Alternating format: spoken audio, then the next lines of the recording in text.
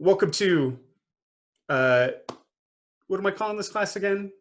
Awesome Ideas in Judaism. That's right. Awesome Ideas in Judaism, where we are on session 2, talking about Tzelem Elohim, the idea of creation in God's image.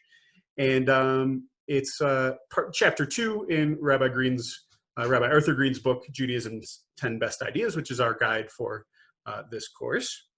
And I thought a good starting place was actually to look at the subheading for Rabbi Green's chapter 2. So his chapter 2 it's idea number 2, Tzelem Elohim, creation God's image. And then below that, what are we doing here?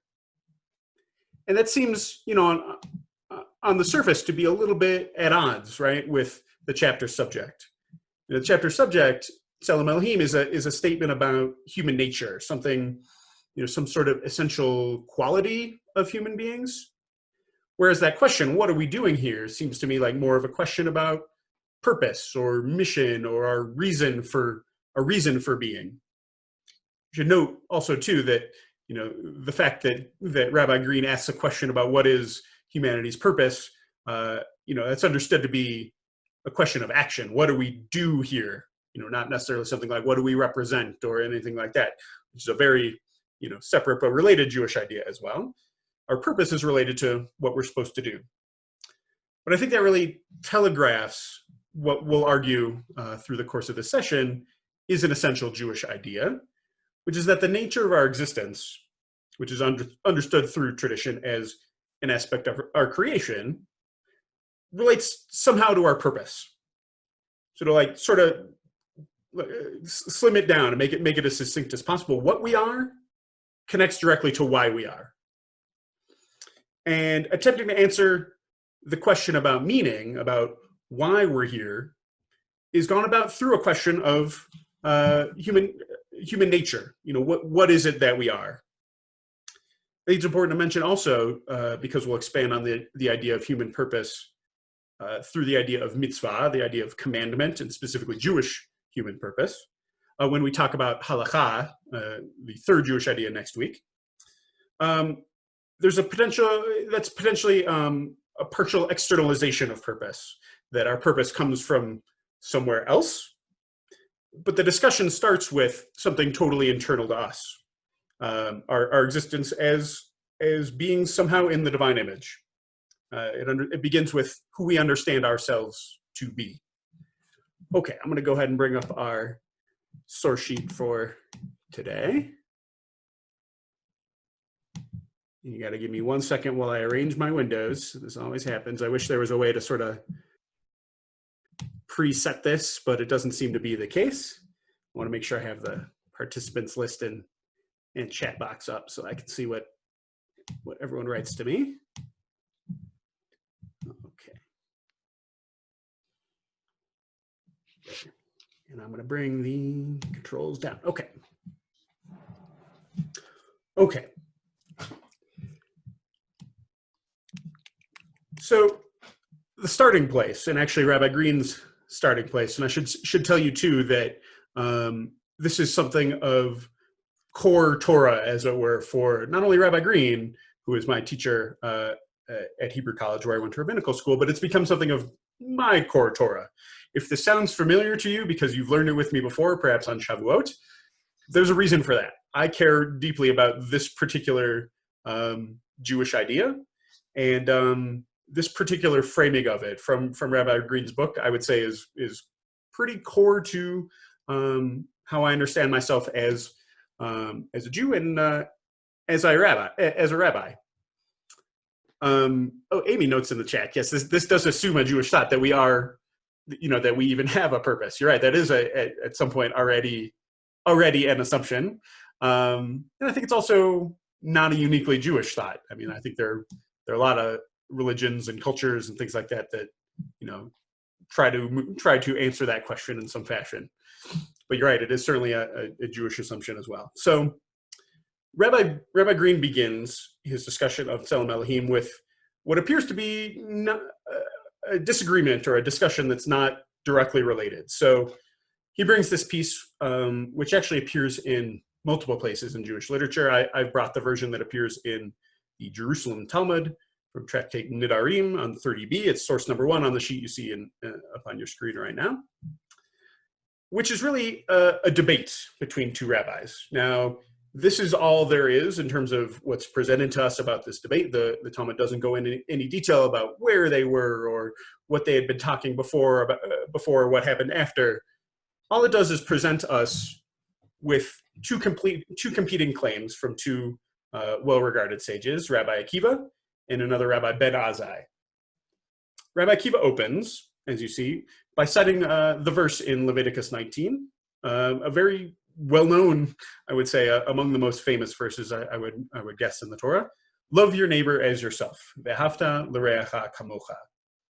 And his claim, his interpretation of that verse is, this is the great principle of the Torah. That's a pretty audacious claim to begin with, the idea that we can distill all of Torah down to one idea. And if you'd like to learn more about that idea of distilling Torah down to one idea, definitely check out my Shavuot session, which you can find on my Beit Rabbi YouTube channel. But he makes this claim that of all the potential verses in Torah, this one is the greatest. This one sort of summarizes, somehow distills the essence of what Torah is all about into one statement, and it is this: love your neighbor as yourself. Now, Rabbi Akiva is part of a very well-established tradition when he says this. It's basically a positive formulation of what a teacher about 100 years before him said, the well-known Rabbi Hillel, and that's comes from source number 2 there, towards the bottom of your page, from another place in the Babylonian Talmud. You may have heard of this story. It's a fairly common one. A Gentile came before Shammai and said to him, "I will convert to Judaism on the condition that you teach me the entire Torah while I stand on one foot, on regel." Shammai is having none of it and pushes him away with the builders, with a measuring stick that was in his hand, which is a really lovely pun because that would have been also known as a regel in Latin at the time. That same Gentile comes to Hillel with the same condition that he'll convert if he can be taught the entire Torah on one foot, and Hillel does it. He says, "Okay, I'll convert you," and follows it up with this famous dictum: "That which is hateful to you, do not do to your fellow." That's the entire Torah. The rest is its commentary. Go and learn it.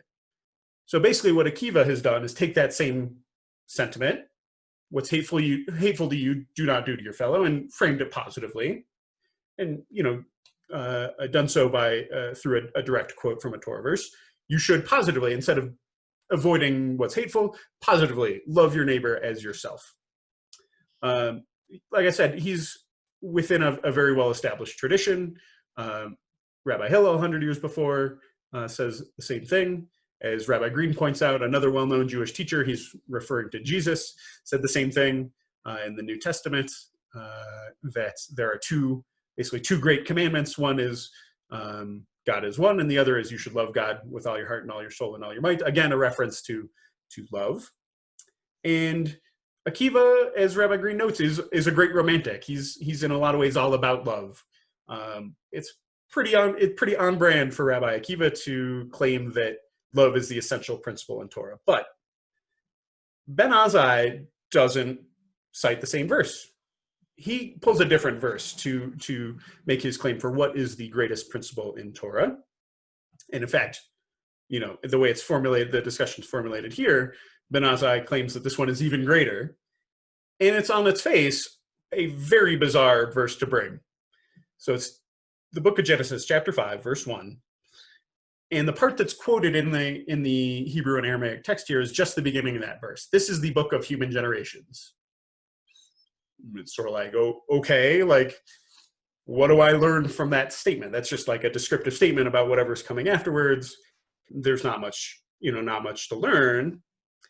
The version that appears in the Yerushalmi, the Jerusalem Talmud, only quotes the first half, but that's really just for space-saving reasons. People had the Bible memorized. The kind of folks who were engaging in this kind of dialogue would have known that verse already by heart and already knew the conclusion of it, which, fortunately for you, you don't have to know. I'll show you here. So now it's at the top of your screen, source number 3. This is the full text of the verse. It says, Zeh Sefer Toldot Adam. So literally, this is the book of human generations, meaning basically this is the record of humanity's line. And what follows is this sort of genealogy from Adam all the way down to Noah. Biyom baro Elohim Adam. So when God created humans, and here I'm translating very deliberately the word Adam, which a lot of translators will render as Adam, capital A, Adam meaning the first human being, specifically the male human being. I'm universalizing this on purpose. When God created Adam in the universal human sense, when God created humans, bidmut Elohim asa oto. God made them in the demut, in the image of God. Now, I pulled another verse here from the first chapter of Genesis to show that basically there are two different Hebrew phrases that get translated the same way. So in source number 4 there, God created the humans in God's image. God created them in the image of God. It sounds the same as in English, but note that it's a slightly different Hebrew expression. I've bolded them in the Hebrew text if you're a Hebrew reader. Here it says Tzelem Elohim. So Tzelem Elohim, bidmut Elohim. They're fundamentally the same idea. Both those words mean something like the image in a representational sense of God. Now, Ben Azai, maybe not as much of a romantic, brings this verse, and Rabbi Green's explanation for how Ben Azai could disagree with something as seemingly agreeable as that we should love one another is the following, and here's where I think we really touch on some of my and Rabbi Green's core Torah. Rabbi Green interprets this discussion between two rabbis as Ben Azai having basically two main concerns with Akiva's claim. The first is, if I'm supposed to love my neighbor or my fellow as myself, well, who is that neighbor? Who is that fellow? It leaves an opening potentially for limitation of that love to either potentially to only other Jews, or potentially only other Jews who practice the same way I do, something like that. And the second is, if this is really the core principle of Torah, that I should love my neighbor as myself, am I really transgressing the whole Torah if I fail to love somebody? A lot of people do a lot of really unlovable things in the world. And it's potentially problematic if we say that we need to love every single one of those people in the exact same way we love the people who do beautiful, kind, amazing things in the world and to us. So the way Rabbi Green understands Ben Azai's response is basically that he's addressing these two concerns. The first is there's no limitation. The first way he addresses this concern is there's no limitation. There's no way to understand humanity created in the image of God as including anyone other than every single human. It goes all the way back to the initial creation of human beings, and therefore that godliness, that God-imagedness of people is inherited to every single person, regardless of who they are or even what they do in the world. And the second is, it takes away the potential to the challenge of love, and the challenge of loving that which is potentially unlovable. And by framing the essential principle of Torah as something about the nature of human beings, that we are created in God's image, it makes it about something even more essential, something more basic than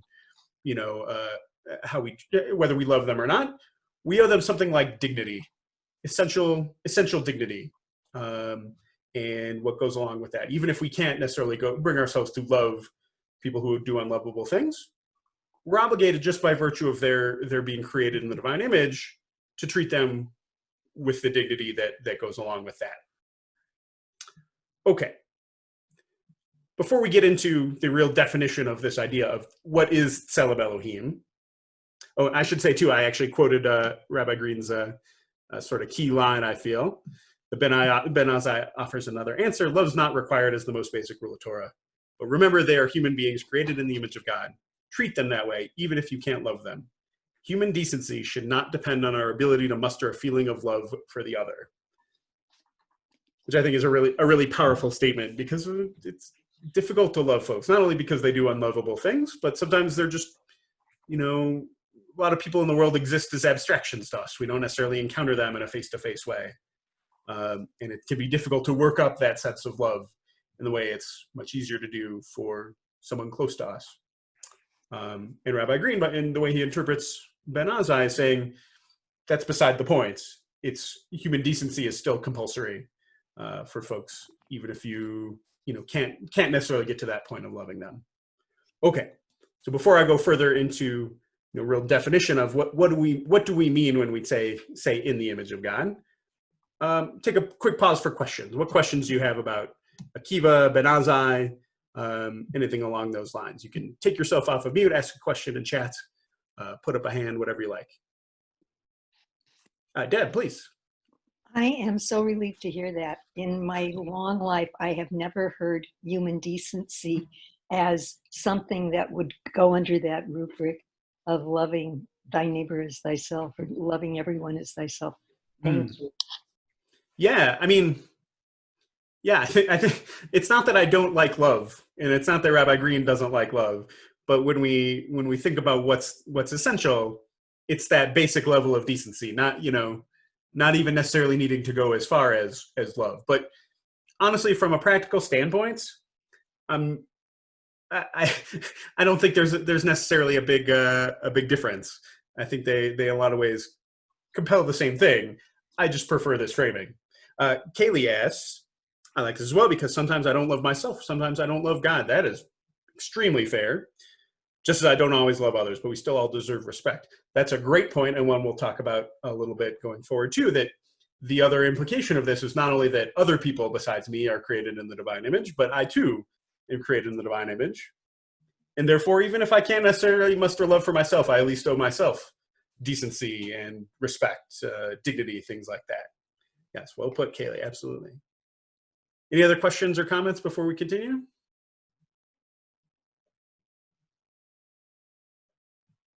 Okay. So let's get into a little bit of definition about what exactly is Tzelem Elohim. So as I noted already on this page, there are kind of multiple Hebrew formulations of the same kind of idea, using different Hebrew words for what we are consistently translating as image. Now, both Demut and Tzelem have a representational sense, something like a physical form for the most part. In fact, I searched throughout Tanakh for other uses of the word Tzelem, and it's consistently used. It's one of the words Tanakh consistently uses for idols, like essentially graven images. For example, I'm trying to remember one of the ones I saw, but there are a lot of examples where it's speaking of idols, things made out of either molten metal or stone, and they're described as being tzelem. So it's on one hand quite a surprising word, but when you think a little more about the evolution of God concept through Torah and Tanakh and through the rabbinic period and into the more modern age, it actually makes a little bit more sense. So imagine, if you can, something kind of like an intermediate stage of theological development between ancient idolatry, like pre-Abraham idolatry, the idea that, this statue here is my God. We're more advanced than that towards our more contemporary God concept, but the kind of fully abstracted God, think like Maimonides' negative theology. The Rambam's big idea about theology was that there's nothing positive you can say about God. You can only say negative things about God. You can say God is not, this book. God is not this table. God is not anything. You can only say those negative statements. You can't actually produce anything positive and actually, accurately describe God. By that stage, we've really reached sort of full abstraction of God as a concept. But imagine kind of a middle ground between those two. So Tzelem Elohim, literally an image of God at that kind of intermediate stage between, might convey something like a human body physically resembles God. And that actually tracks, I think, with a lot of the kind of anthropomorphic God language in Tanakh. We hear about God's outstretched right arm and God's mighty hand and God sees and God hears and God smells the smells of sacrifices, I think reflects this kind of in-between evolutionary stage in terms of God concept. And I think that's very much how Hillel, Rabbi Hillel the Elder, is understanding God in a passage that Rabbi Green cites, but I wanted to bring in its fullness here. It's source number 5 on your sheet. So this is from Vayikra Rabbah. Vayikra is the Hebrew name of Leviticus, the third of 5 books in the Torah. And whenever you see Rabbah, what that means is it's basically a collection of midrash on that biblical book. So there's a Bereshit Rabbah, the Genesis Rabbah, there's a Shemot Rabbah, collection on Exodus, and so on. This is Vayikra Rabbah, so a collection of midrash on the book of Leviticus. And midrashic literature is basically stories about stories in the Torah. They frequently add to or embellish on ideas or stories that are present. Sometimes they are trying to make halakha, they're trying to describe law. Sometimes they're sort of nuancing law through storytelling. And sometimes it brings stories about not so much the text of the Tanakh itself or of the Torah itself, but a story about a rabbi that as part of the larger discussion this is located in connects together. Mostly that's just a way to say that we find this discussion as part of a larger discussion. But what happens is Rabbi Hillel the Elder is in conversation with his students, and they say to him, "Rabbi, where are you walking to?" And he says, "I'm going to fulfill a commandment. I'm going to fulfill a mitzvah." And they said to him, "What commandment is this?" He said, I'm going to bathe in the bathhouse." That's a surprising thing to say, because they said to him, is it really a commandment? Like, is there really, are we really commanded to bathe in the bathhouse? He said, yes.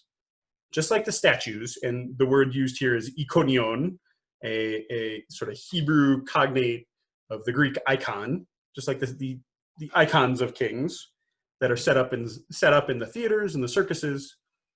The one who's appointed over them bathes them and scrubs them. They give him sustenance. And furthermore, he attains status with the leaders of the kingdom. I, who was created in the divine image and form, and the Hebrew used here is the Tzelem Elohim, as it is written, for in God's image did God make humans, another citation of this in Torah, even all the more so, even more so. So what Hillel is getting at is that somehow his body, and by that he means, I think, any human body, in some way both resembles and contains the divine form. It's not an idol per se, and I don't think anyone would describe icons as they appear, for example, in like Greek or Orthodox churches, as icons exactly, or as idols exactly. There's another sense in which an icon is a thing that takes on some of that essence, some of that resemblance, some of that holiness or specialness of the person or the deity it's supposed to represent. And I think that's the idea that Hillel's getting here, that each human body somehow physically resembles God and in some way contains God's divine form. Remember, we're at a stage where we haven't fully abstracted God as a totally non-anthropomorphic, idea yet. And I think this is on one level a beautiful idea, even if it's not quite theologically suitable for us moderns. As Rabbi Green says, with this attitude, we don't need to make any images of God for our synagogues, because they're already filled with images of God, right? They're already filled with us. Each one of us is an image of God. And so I think it's a beautiful sentiment in that way. And I think that's, in terms of the evolution of the definition of what Tzelem Elohim means, this was one stage. A subsequent evolution of that idea of creation in the image of God that the godliness in us pertains to the qualities that make us human. And by that I mean qualities that make us human as opposed to purely animal. So things like, as Rabbi Green notes, intellect, conscience, moral freedom, responsibility. These are in a sort of more, more advanced, I guess, more abstracted God concept. qualities that are godlike. And therefore, when we use Tzelem Elohim, that's what we're talking about. That's the part of us that's in the image of God. It's not about physical resemblance to God. It's about these resemblance in these more abstract ways. There are a lot of stories, and I considered bringing some of them here, decided it would be a bit too much of a diversion for us. But there are many stories in the Midrash about God's desire to not actually fill the world with totally subservient creatures. And when God was making humans, it was a specific decision to create them with these, with moral agency and intellect and some of this godliness in them. There are great stories about the angels arguing with God over whether, what humans should be and whether actually they should even be created at all, because of the implications of this idea that the humans are somehow godlike, and the implication that means we're set up to do both good and evil in the world.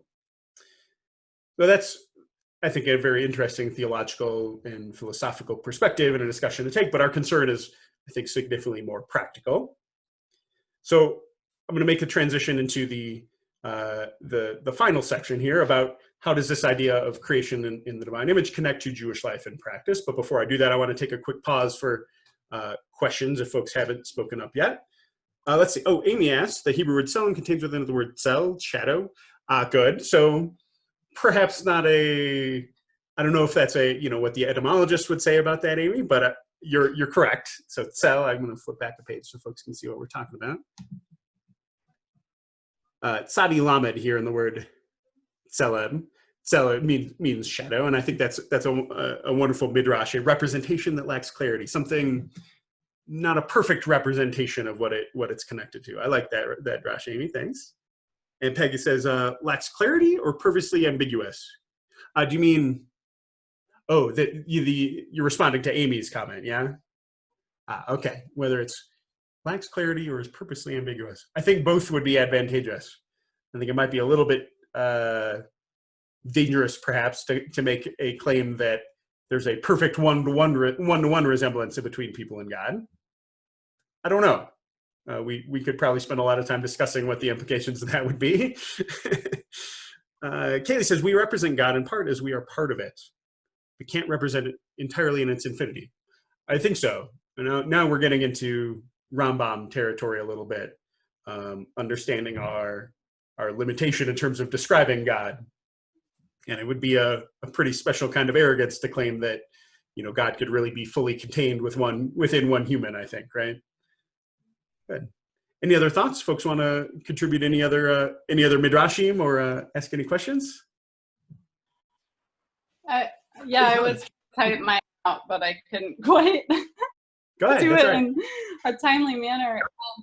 I'm just wondering about non-humans. I don't know. It just makes me wonder, the more we understand about animal intelligence, and like what was striking me about what you were saying was like, these traits that we think that historically we have thought of as very human, like intelligence and reasoning, right. And I'm thinking about like problem solving, things like that. And sure. As we're learning more about animal intelligence, I wonder how that affects our understanding of this concept, or if anyone is. Yes. So we're definitely, the rabbis were not that advanced in their thinking. We're definitely reaching the era of modern philosophy there. We touched on this a little bit actually in another adult ed course we did. You can, if you want to go check it out on YouTube, it's the Who is a Person and When Does It Matter series. I think within the first, maybe the second session, we actually sort of touch on this subject a little bit, that these are these ideas, like we said, intellect, decision-making, I think moral agency, they're, as we learn more about animals, we learn perhaps how not unique some of those things are. And that does certainly muddy the waters in terms of how we define humans over and above animals. And there are philosophers who are thinking along those lines and coming up with solutions, or at least resolutions, I think, to describe human uniqueness in the world, while taking more account of our, our understanding of our animalness as well. I think the main one is still specifically moral agency. It's not just that we can, make deductions or things like that, but that we sort of uniquely hold ourselves responsible for our own actions, perhaps.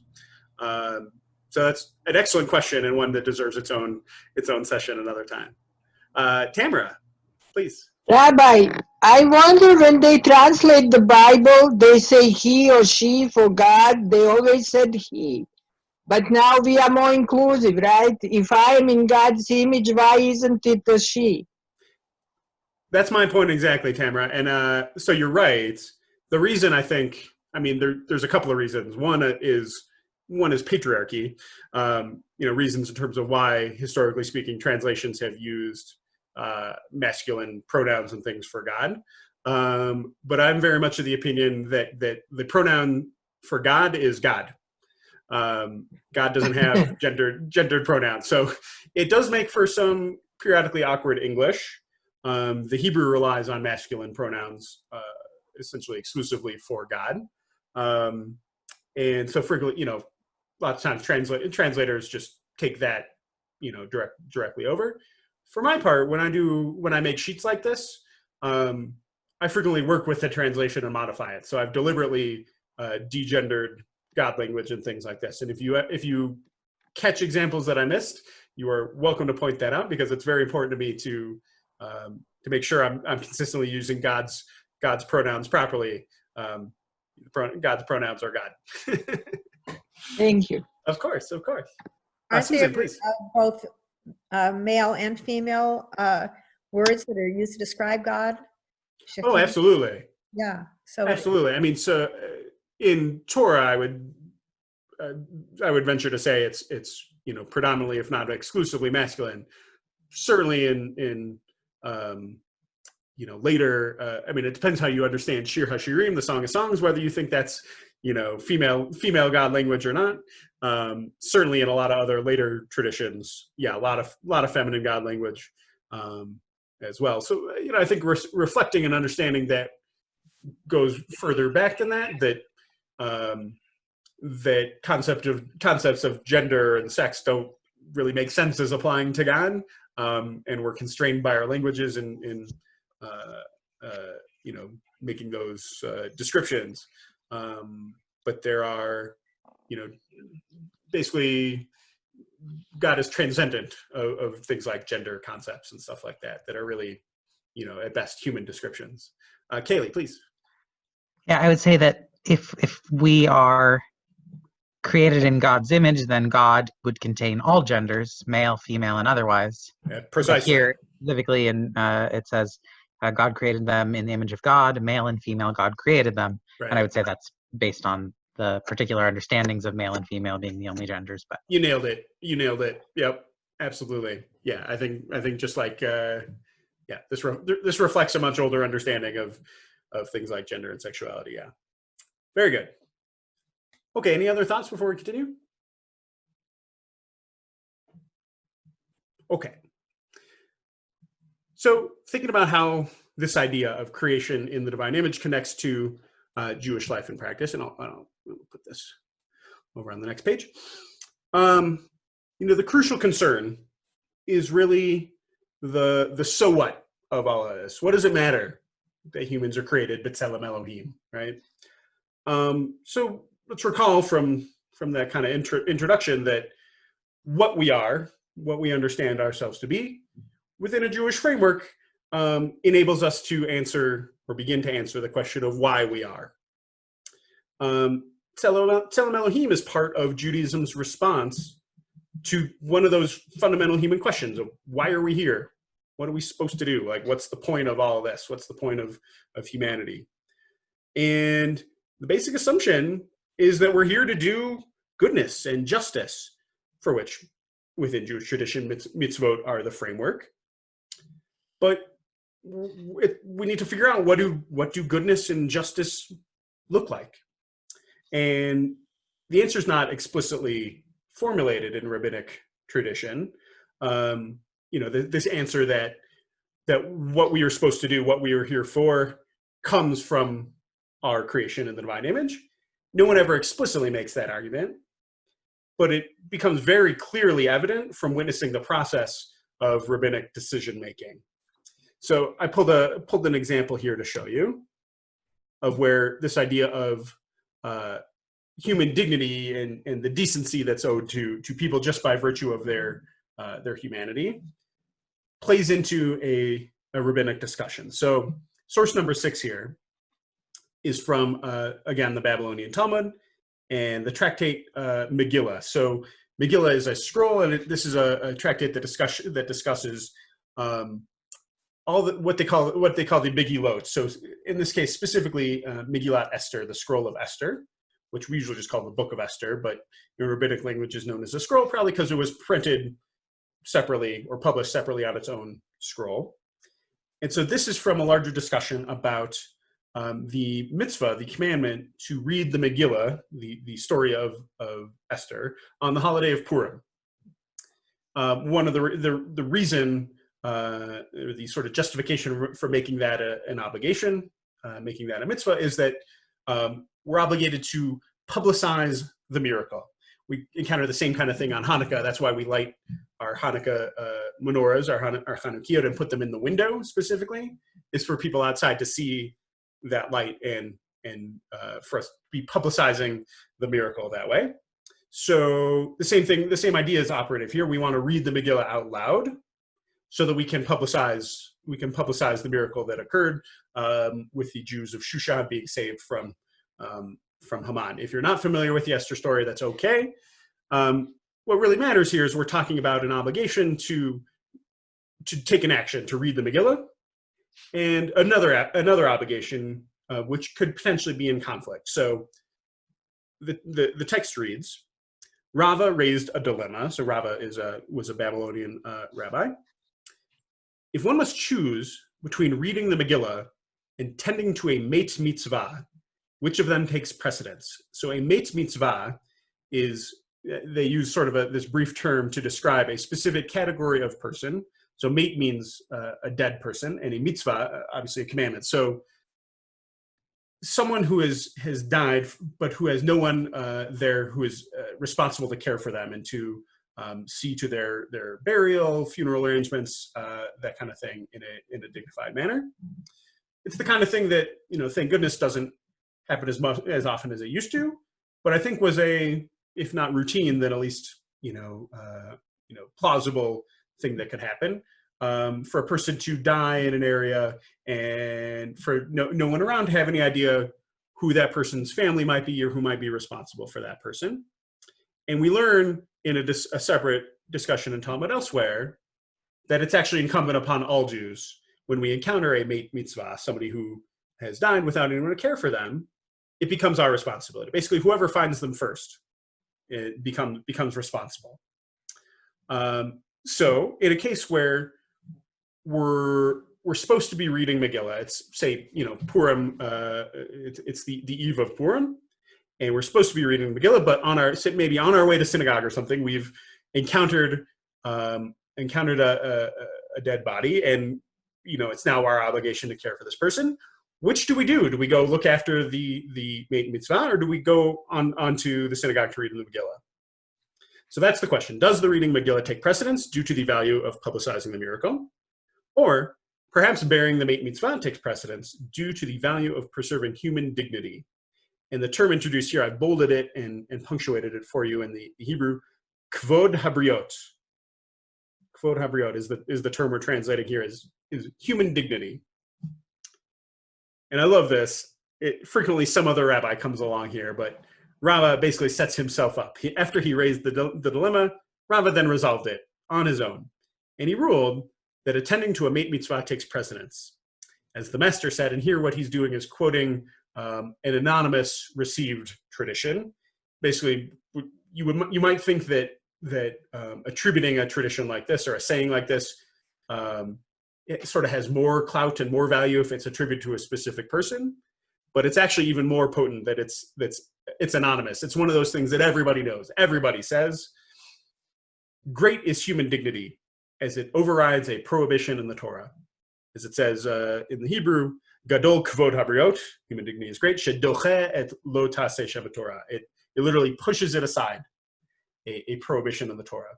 Consequently, and this is the the translation kind of filling in some needed help. Consequently, it certainly overrides the duty to read the Megillah, despite the fact that reading the Megillah publicizes the miracle. So here, so this is actually a really powerful teaching, right? If we have a direct mitzvah, like a prohibition, which is actually understood to be even more compulsory than a positive, like a don't do is more potent than a do when it comes to mitzvot in the Torah. And concerns about human dignity override those and push them aside. And this is just one specific example where this principle is applied. There are many others, but I think this is a really neat illustration of it. Basically, if you would attempt to do a mitzvah, either positive or negative, that would somehow infringe on or prevent the application of kavod habriot, of human dignity, you don't do that mitzvah. You go and take steps to care for that person's dignity. So with that in mind, we can sort of figure out how kvod habriot, which is sort of a corollary of the idea that we're created in the divine image, where it plays into Jewish life and practice. I have a few ideas here, and I'll share them with you, and I would love to hear as well what you think. I think the first and most obvious application of these ideas is is to the Jewish value of pikuach nefesh, the idea that preservation of human life basically trumps all else. I think the COVID-19 quarantine is a great example.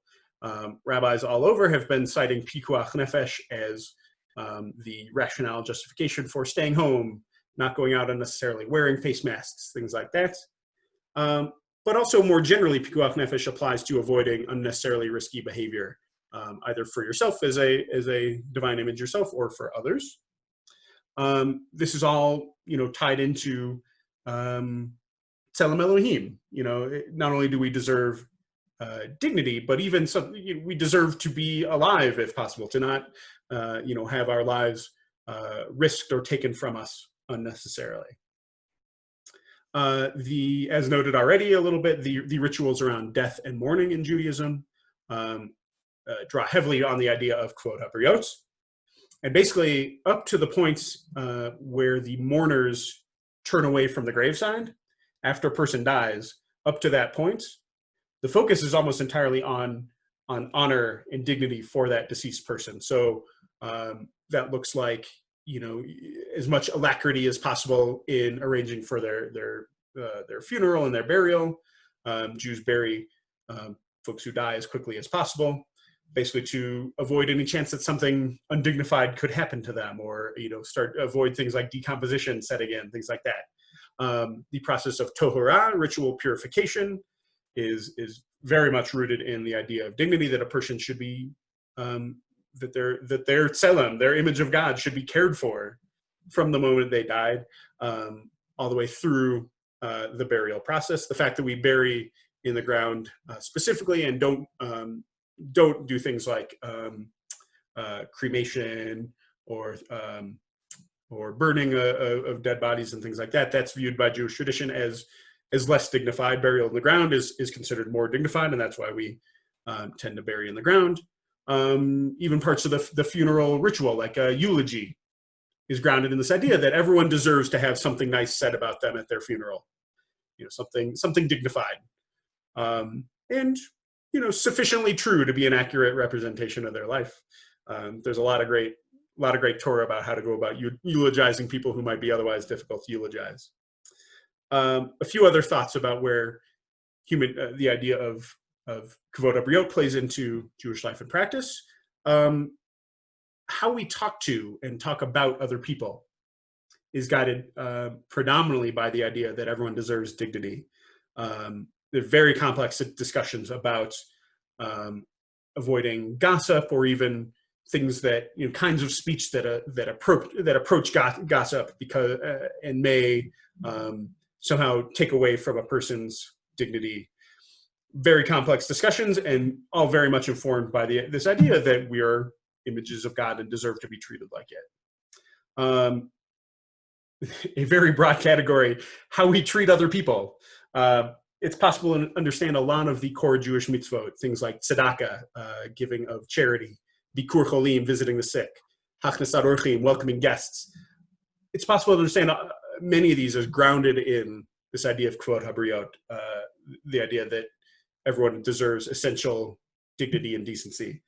That's seldom made explicit, I think, primarily because it's so obvious that those are matters of dignity, but it's evident that those are held up as some of the most core mitzvot, some of the most core Jewish values, because they're grounded in treating people with dignity. And the last one that I came up with, and I'm absolutely certain that there are more, the inclusion of LGBTQ folks in Jewish spaces. This has perhaps disappointingly been an issue even as recently as the mid-aughts in the liberal Jewish community. The conservative movement, for example, published a teshuvah in 2006. That's basically a rabbinic opinion that provides guidance for conservative affiliated Jews and conservative synagogues. That after a long period of sort of acrimony and discussion and weighing of options, effectively normalized the status of gay and lesbian Jews in Jewish community. And the teshuvah itself, the very long document that records these rabbis' opinion, is explicitly grounded in the idea of kvod habriot, basically that exclusion or otherwise marginalizing LGBTQ folks in Jewish communities is an infringement on their dignity, and that it's essentially irrelevant what the choices that they make in terms of their sexuality. What we owe them as fellow human beings, fellow creations in the divine image, is essential dignity and decency, and therefore they deserve to be fully included in all capacities in Jewish community life. Those are a few ideas that I came up with. I'm curious if there's anything I've said or brought up that strikes you as a place where this idea of creation in the human or in the divine image comes up in Jewish life or practice from your perspective. What do you think?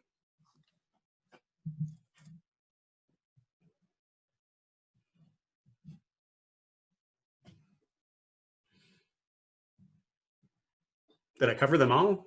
Can't possibly. Well, I don't know, if a Listen, please, yeah. pikuah nefesh, I think Judaism is pretty much in agreement about using transplanting organs whenever possible to preserve life and save life. Sure.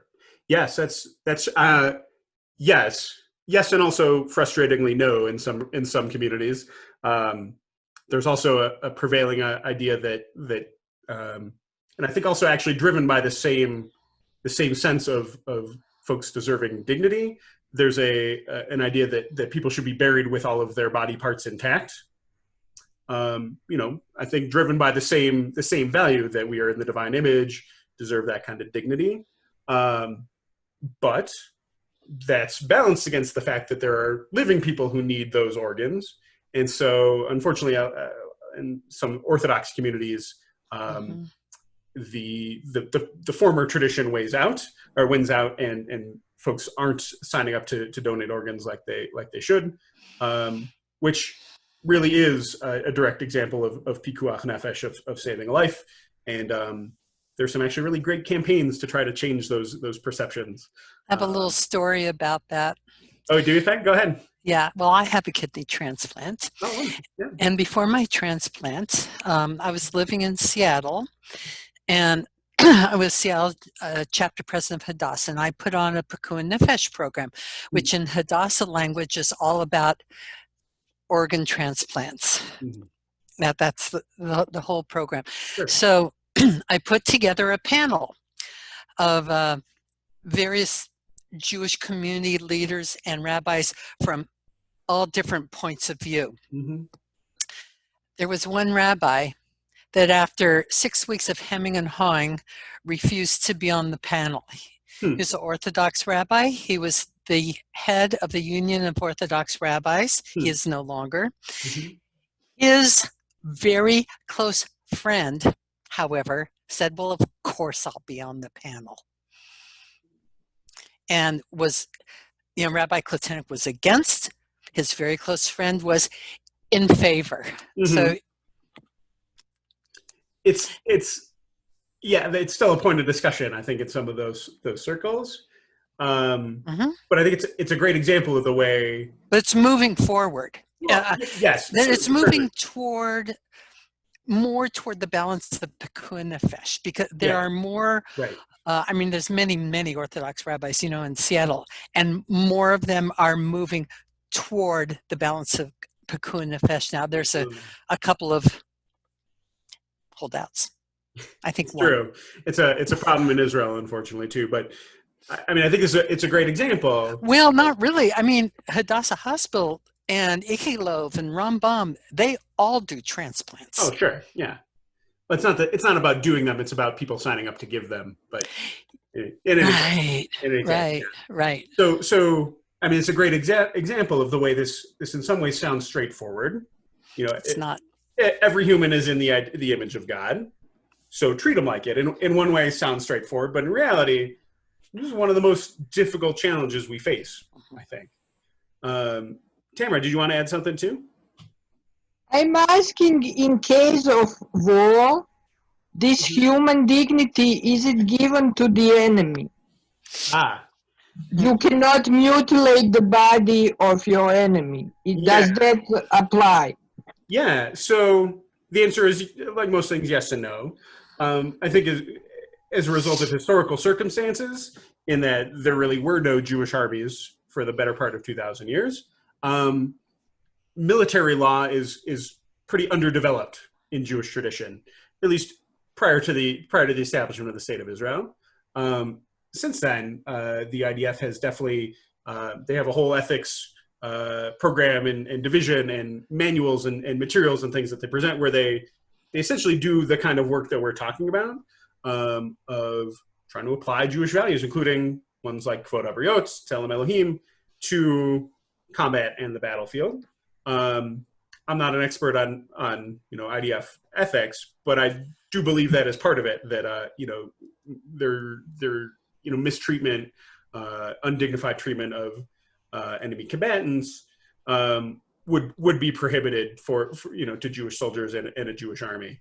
Obviously, war is in some ways different. This is not like a straightforward guiding principle that will take you straight on a straight path to the right answer in terms of what to do.